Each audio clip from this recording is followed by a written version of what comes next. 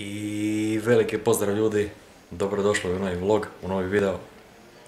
Maxi Original je ovdje. Imao sam 6 godina kada me auto udario.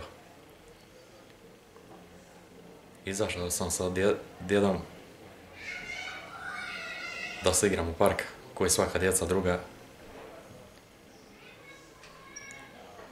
Odjednom bio sam neoprezan, pretrčavao cestu i auto direkt u mene. Na sreću nije ništa bilo. Frajer je istrčao iz auta, skočio odmah u pomoć. Pitao da li dijete treba odvesti u bolnicu. Hvala mu na tome.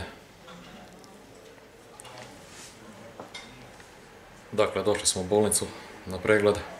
Bilo sve u redu, sve na mjestu. Samo malo što je bila ozlijeđena noga, no ništa strašno. Ljudi moji, ja sam toliko plakao, ja sam toliko bio uznemiren.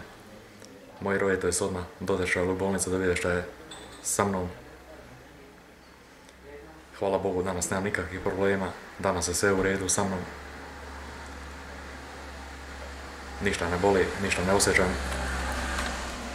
Kako je bilo, moglo je biti i gore. To kad su mi roditelji pričali, ja stvarno nisam vjerovao. Na sreću, sve je u redu, sve se sretno završilo.